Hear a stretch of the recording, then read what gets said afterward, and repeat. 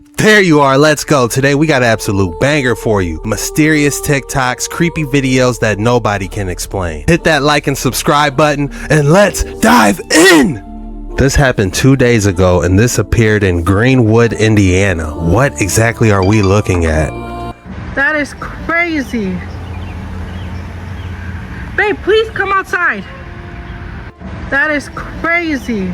It looks like some type of black smoke ring. I would be extremely nervous. Like, what is this? Some type of portal? Is something about to bust through it?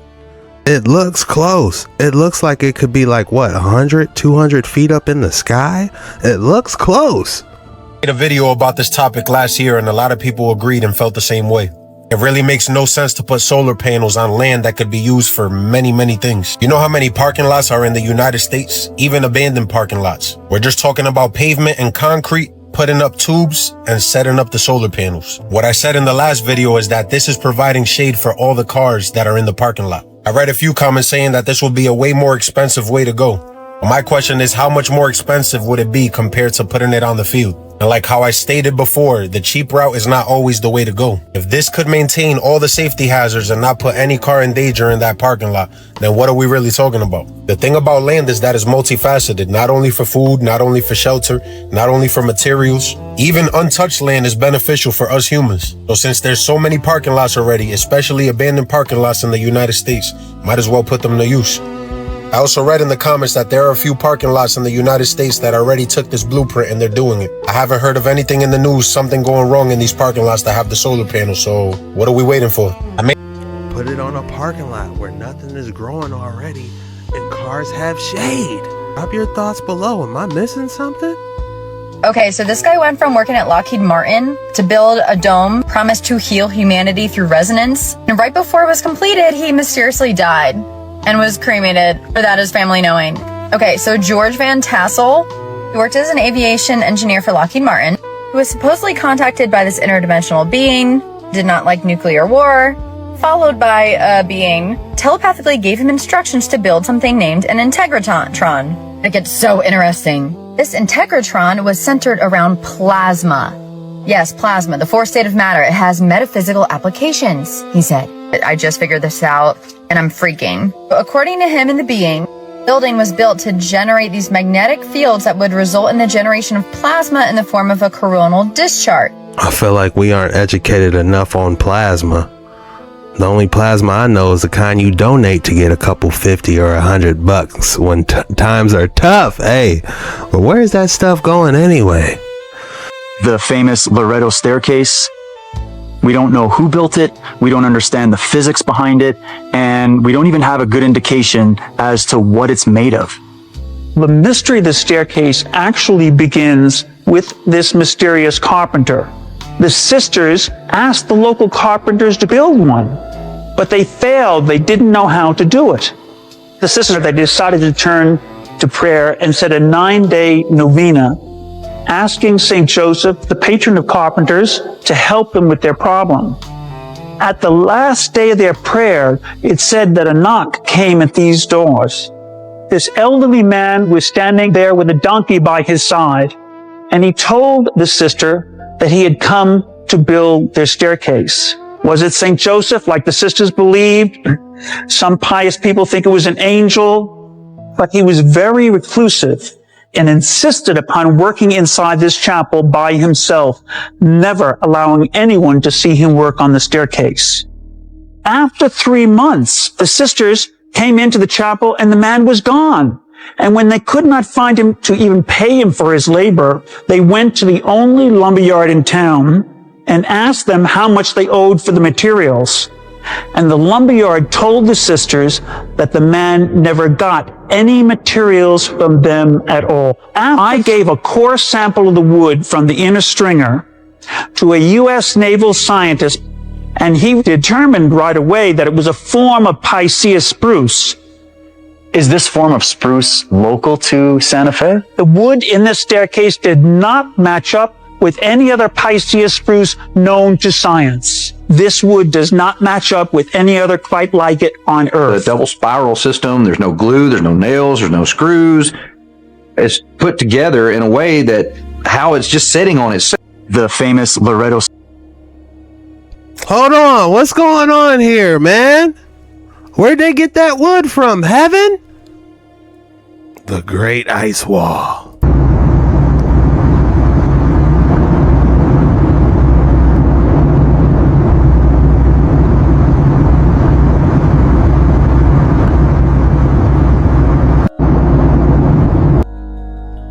That is massive. I don't think it's that big, but the trees might have been that big though at one point before they were labored at, just to keep it all the way G14 classified with you. What if I told you you could visit the actual sword in the stone? Check this out.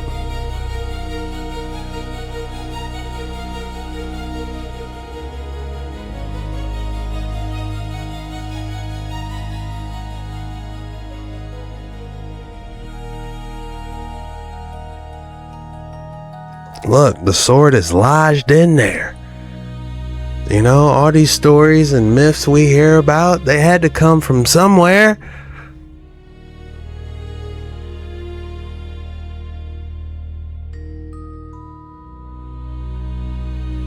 Alright, shout out to Slapped Ham. We have some paranormal activity going inside this house. It looks like they in a basement.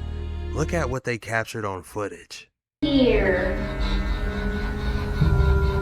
Maybe one of the balls, light him up. No one was standing behind her, no draft, no string, no obvious explanation.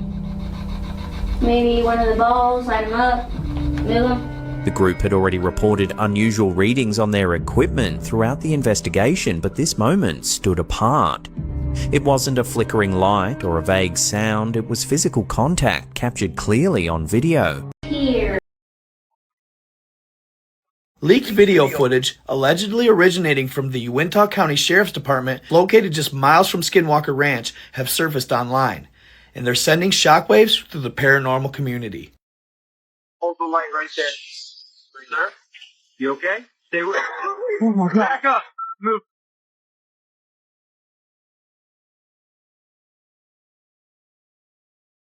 Grainy body cam footage reportedly shows officers responding to reports of movement near an abandoned property when a pale, emaciated figure appears from the darkness.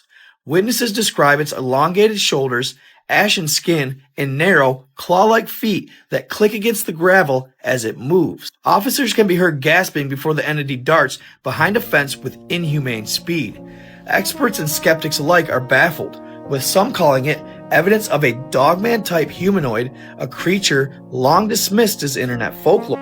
Whatever it was, that thing skedaddled, didn't it? Like took off like Sonic.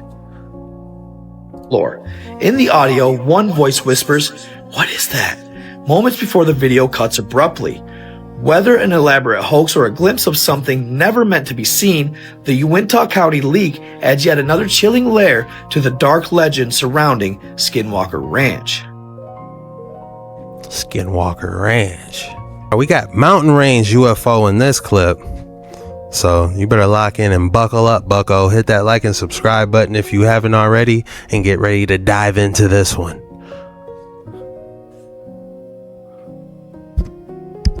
Fast would make a sonic boom. When we first saw it, we broke every single second of that clip down, and you zoom in right at the beginning of that clip, you can see this thing comes down over through the valley, and then in the valley, and then it turns and it comes straight. So something traveling that fast, turning at that speed, that low, it's just insane. We looked on Google Maps, and the mountain range where you first see it was 3.5 miles away from where we were, and the drone gets from the mountain range and it passes through screen in a second. And so you do that math, it's traveling 3.5 miles in a second.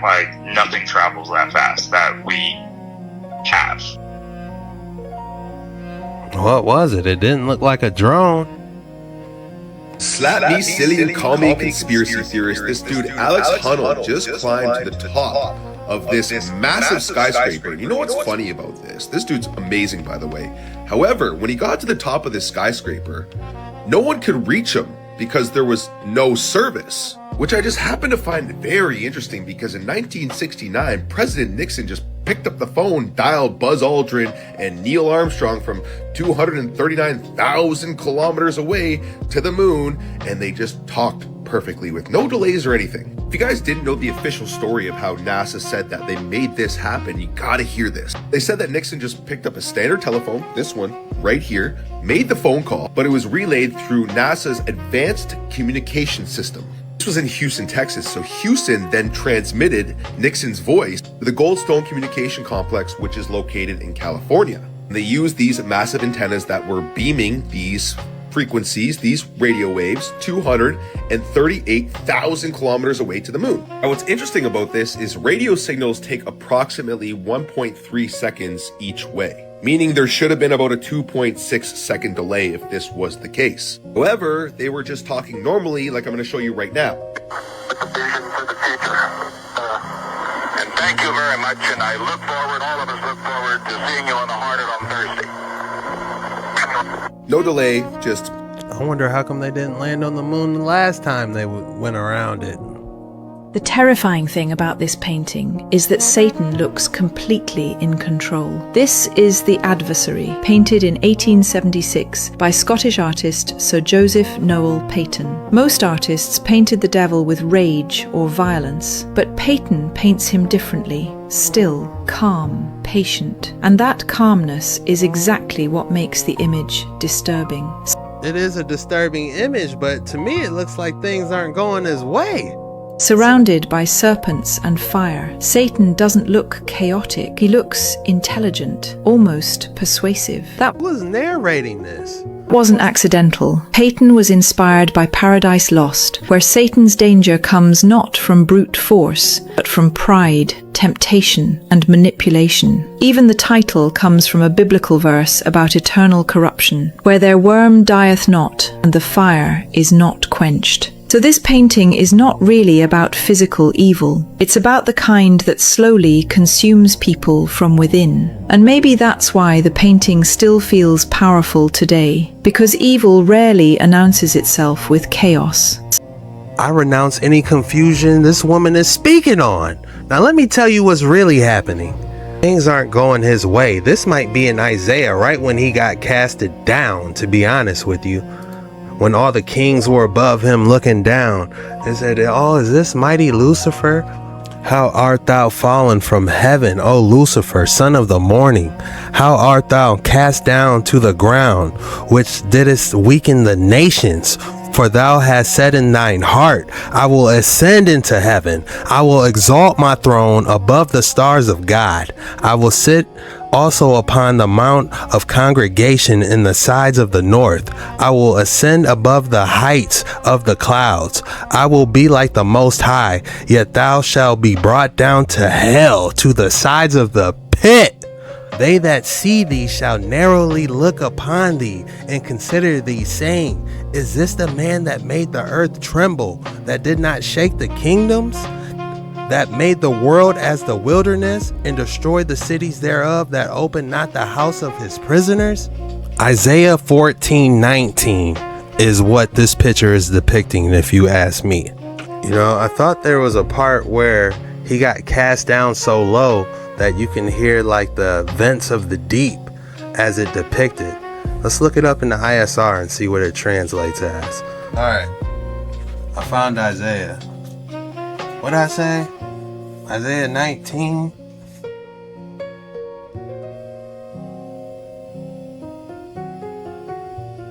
Isaiah 14:19. On Isaiah 14:19, it says pretty much the same thing, but you have been thrown from your burial site like an abominable branch, like the garment of those who are killed, thrust through with a sword, who go down to the stones of the pit like a trampled corpse. I mean, that photo ain't that bad, you know. But it looks pretty bad, you know. I don't know what's intelligent about this, you know. It was talking about you were deep down in Sheol, like 14. He's all in hell. I mean, look at this picture. It's red right now. Sheol from beneath you stirs up the dead for you. All the chief ones of the earth raised up their nations and thrones. It says, "Oh, have you fallen from heavens, oh, Eli." They call him something different in this book. Look at this.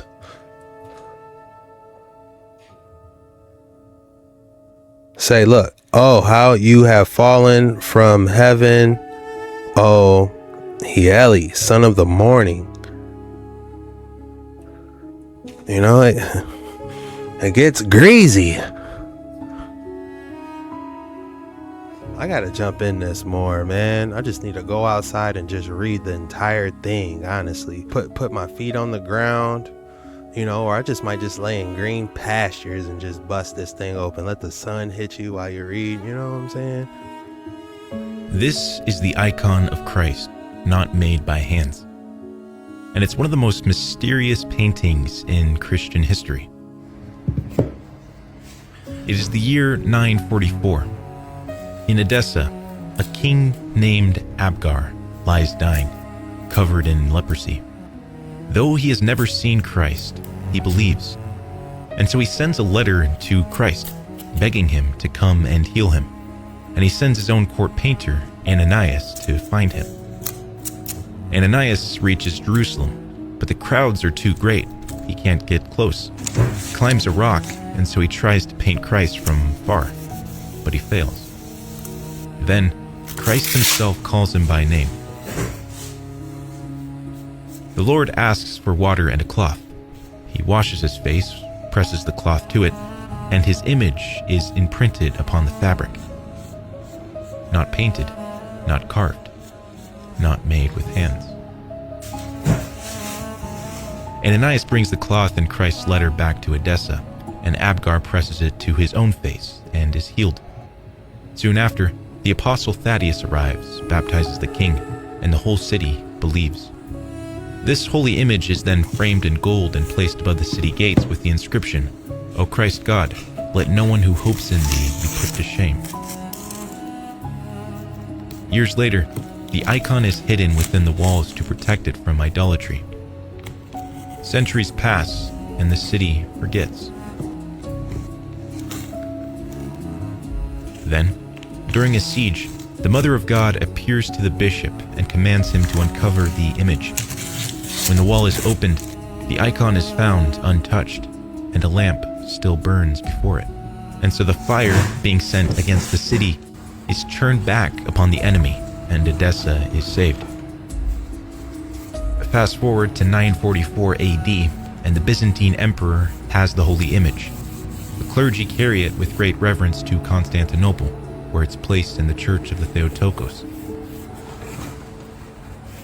What happens to it after that is veiled in mystery. Interesting. All right, back to your regular scheduled programming. There's a theory that a 34-year-old scientist was working on technology that could produce unlimited free energy before she suddenly went missing. Her name was Amy Eskridge, and according to interviews and messages she sent, she believed people were trying to stop her.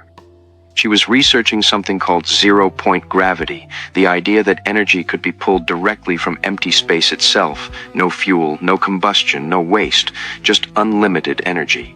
And before her death, she reportedly sent messages saying things like, "If you see any report that I did this to myself, I most definitely did not." Not long after that, her death was officially ruled self-inflicted, but the theory goes even deeper. Some researchers connect her work to ideas involving the P-47s and P-52s. Have you heard of the P-52s and the P-47s? Yeah, I have heard of it. That's a wild theory, but I have heard of it. Do you know what that is? They're us from the future. They're from here. They are you. They are me. They're from here, from the future. A theory claiming UFOs are not aliens at all, but future humans. The P-47s supposedly evolved underground after a catastrophic event on Earth, becoming pale, thin beings similar to the classic gray alien description, while the P-52s remained above ground and evolved differently. And according to the theory, their advanced technology, anti-gravity craft, and unlimited energy systems may explain modern UFO sightings, which raises a disturbing question. What if humanity already discovered the technology of the future, and every person who gets too close to it suddenly disappears? If you thought I wasn't going to hit you with another excellent specimen today, think again. All right, guys, you see it. A visually striking piece. I'm gonna have to give this a record-breaking one. I absolutely love it. Oh, it had the light under it, so okay, it definitely dims down, but man, under that light, it pops. I need your guys' name.